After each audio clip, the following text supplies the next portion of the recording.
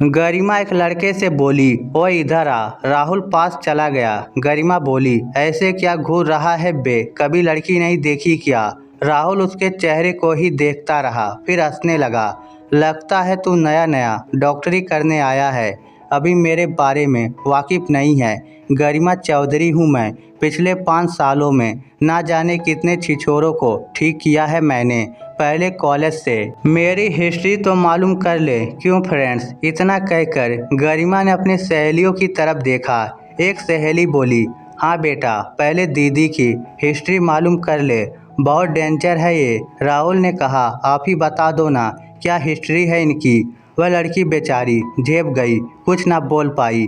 गरिमा बोली, अभी तू बच्चा है, कुछ दिन कॉलेज में रहेगा तो सब जान जाएगा। इतना कहकर गरिमा चली गई। राहुल का MBBS में पहला साल था, जबकि गरिमा का अंतिम वर्ष चल रहा था। वह उम्र में भी राहुल से 4-5 साल बड़ी थी। जब गरिमा अपने कमरे में पहुंची तो उसकी एक सहेली बोली, लड़का देखने में तो भोला भाला लगता है दीदी, काफ़ी लंबा चौड़ा भी है, लगता है गांव का है। एक सहेली बोली, सच में वह लड़का क्यूट है दीदी, मेरी शादी करवा दो उससे। गरिमा बोली, मैं उसकी माँ हूँ क्या जो इसका रिश्ता मांग रही हो मुझसे?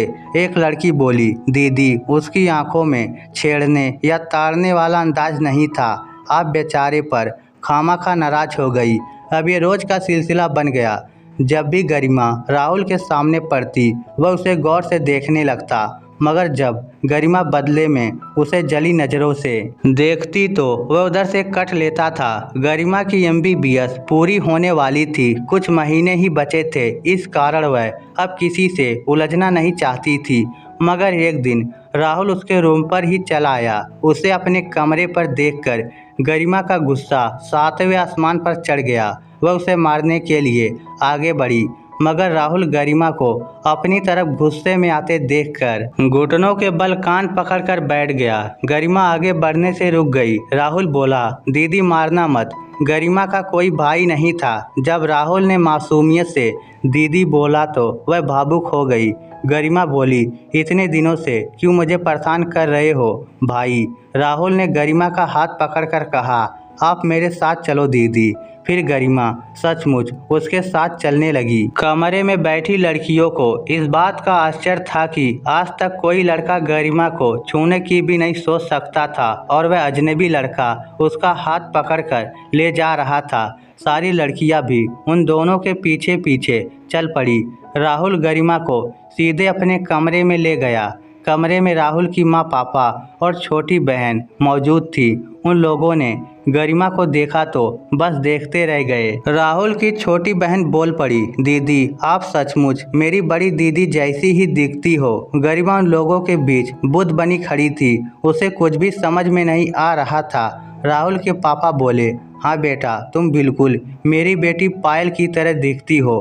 पायल अब इस दुनिया में नहीं है, एक बाइक एक्सीडेंट में पिछले साल उसका देहांत हो चुका है। राहुल की माँ गरिमा के गालों को छूकर बोली, राहुल सच कह रहा था, तू बिल्कुल मेरी बेटी की तरह दिखती है। राहुल बोला, माँ, गरिमा दीदी का स्टाइल भी पायल दीदी वाला ही है, बिंदास। गरिमा राहुल के कमरे में लगे पायल के बड़े से पोस्टर को देख रही थी। हूबहू उसकी कॉपी थी पायल। गरिमा ने राहुल को एक चपाट लगाते हुए कहा, तभी मैं सोचूं ये लड़का मुझसे डरता क्यों नहीं है, अब समझ में आया। बहन से कौन डरता है भला? राहुल के पापा बोले, बहुत प्यार करती थी इससे, पायल बहुत ख्याल रखती थी इसका। गरिमा बोली, आप मुझे ही पायल मान लीजिए ना पापा, मेरा कोई भाई नहीं है। कहते हुए गरिमा के आंसू आ गए। राहुल बोला, रोती क्यों हो दीदी, मैं हूं ना, पता नहीं कितने दिनों की कसक छुपाई थी। गरिमा सबके गले लगकर जोर जोर से रोने लगी। गरिमा को रोते देखकर बाहर खड़ी लड़कियां भी रोने लगी। फिर इस रक्षा बंधन पर राहुल के घर आने का वादा करके गरिमा अपने कमरे में आ गई। पहले वाली मंचली लड़की बोली, दीदी अब तो वह लड़का आपका भाई बन चुका है, उससे मेरी शादी जरूर करवाना। फिर सारी लड़कियां हंस पड़ी। इस स्टोरी को लेकर आपकी क्या राय है?